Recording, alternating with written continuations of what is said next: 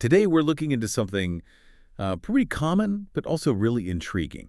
That strong feeling some people get, almost a fear, about owing anything to anyone. It's more than just being polite, right? It's this deep reluctance, maybe, to accept help or gifts. Yeah. And you see folks rushing to pay things back, sometimes way too much, feeling really uneasy inside. Oh, absolutely. It's fascinating, isn't it? Why is it that for some people, just saying thank you feels insufficient? Like there's this urge, almost a compulsion, to settle the score immediately. We're finding it's often not about the surface stuff, the manners. It points Wow. to something much deeper, a really personal, often unconscious psychological thing going on. It's almost like they're running a little mental accounting firm in their head. Every Yeah. kindness comes in, gets logged instantly as, uh-oh, a liability. Aha, a mental accounting firm. I like that.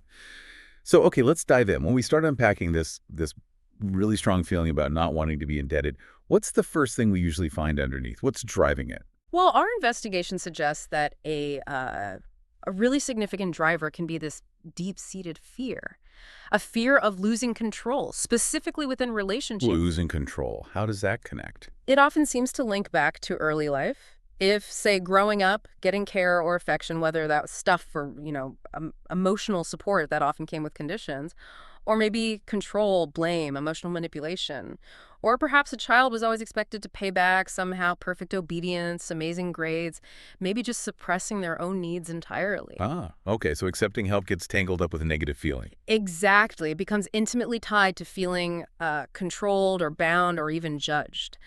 So this intense desire we see in adults to avoid owing anything, it's basically a subconscious defense. It's a strategy, really, to stop themselves from falling back into those old, maybe suffocating relationship patterns, trying to hold on to a feeling of autonomy, safety. Think of it like this. Imagine getting a gift that always came with some kind of invisible contract attached, silent terms and conditions you never agreed to. As an adult, you're just trying really hard not to sign anything ever again, seen or unseen. That makes a lot of sense, linking it Yeah. back like that. Okay, so beyond that fear of control, you mentioned guilt plays a big role too. How does an internal sense of guilt fuel this? Right, guilt. Yeah, we found that an overly active sense of guilt can be a really potent factor here. It's like having a very strict internal moral bookkeeper. Okay. And this internal accountant sees any kind of good deed that hasn't been perfectly reciprocated, even if the giver honestly expects nothing back as a failure, like a moral slip-up or neglecting a duty. And that triggers this intense guilt, which can be hard to even put your finger on sometimes. Where does that kind of intense guilt come from, typically? Often, it seems to trace back to those early times again, maybe situations where a child just couldn't meet what caregivers expected, or maybe they were just sort of on the receiving end of parents' emotional stuff, their outbursts. Even if the child wasn't at fault at all, they might still internalize this deep feeling of, I owe them somehow, or I've let them down. Mm. So, fast forward to adulthood, accepting help now, it unconsciously kicks up all that buried guilt. And to dodge feeling that pain, the easiest path seems to be this rigid commitment. I just won't owe anyone anything. Simple. Mhm. It's like their conscience got, I don't know, hooked on espresso back in childhood, and it's just buzzing constantly, reminding them of every tiny perceived imbalance. No wonder they can't relax. Their inner auditor never clocks out. Gosh, you can almost feel that pressure just hearing about it. So we've got control, we've got guilt. What about how someone sees themselves, their own value? How does self-worth play into this intense need to, keep the books balanced? Self-worth. That's another really interesting layer. Our research indicates that underneath this pattern, there can often be a really profound, sometimes quite hidden doubt about one's own intrinsic value. Okay. It appears that, while healthy relationships really thrive on that give and take, right, mutual support, individuals who are deeply afraid of being indebted might subconsciously believe something like, my worth isn't inherent. It's defined by what I provide, not by whether I just deserve kindness for being me. So love feels conditional. Precisely.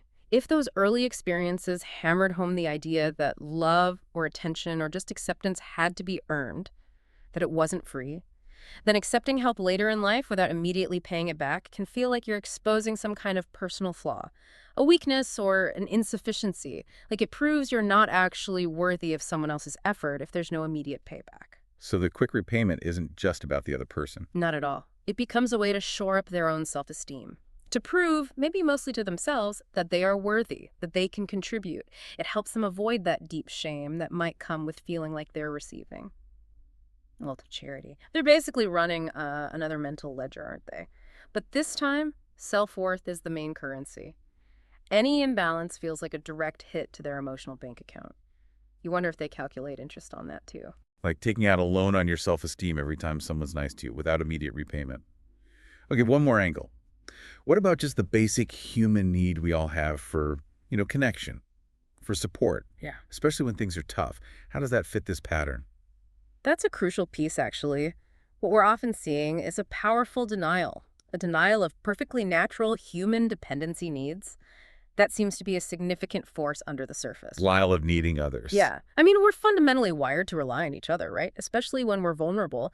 But for some people, growing up, maybe showing vulnerability or needing help was met with, well, not support. Maybe it was neglect or rejection or even ridicule, perhaps punishment. You know those phrases like, you're old enough now, figure it out yourself, or don't bother me with that? Right. Tough love, sometimes not so loving. Exactly. So to cope, to adapt, an individual might develop this really strong anti-dependency shield, just vehemently denying, even to themselves, that they need any help from anyone. The fear of owing then becomes this powerful defense. It's an outright rejection of their own, very real underlying need for other people. It's a way to broadcast, maybe to themselves as much as the world, I don't need you. And doing that helps them avoid re-feeling those old hurts, that shame perhaps, from when needing someone didn't go well. They end up trying to be this completely self-sufficient island, in the middle of this vast interconnected ocean of humanity. It sounds quite heroic in a way, but realistically, it's pretty lonely real estate. And the import-export costs must be astronomical. That paints such a clear and kind of poignant picture. This has been incredibly insightful, really digging into something so many of us see or maybe even feel. For someone listening now who might be thinking, yeah, that sounds familiar, what's the main takeaway? Or maybe the first step, if they want to understand this better in themselves, maybe shift it a bit. That's the key question, isn't it? And look, the aim here isn't about blaming the past or pointing fingers. It's really about gaining clarity on why we do what we do now. So if you find yourself kind of stuck in this cannot owe loop and it's actually causing you distress, maybe making relationships tricky, our investigation suggests the crucial first step is really internal, turning inward. Just try to observe, maybe with a bit of curiosity, when you do accept help or someone offers you something, what emotions actually pop up? Is it anxiety, guilt, maybe shame, or possibly even anger? And then perhaps gently ask yourself, what does that feeling remind me of? Does it connect to anything from the past, any particular memories or dynamics? And maybe most importantly, what kind of harm, real or maybe just imagined, is this whole pattern trying to protect me from today? What threat am I avoiding by never owing? It's really interesting. We find that just starting to recognize these unconscious drivers, bringing them into the light a bit, that itself is the first huge vital step.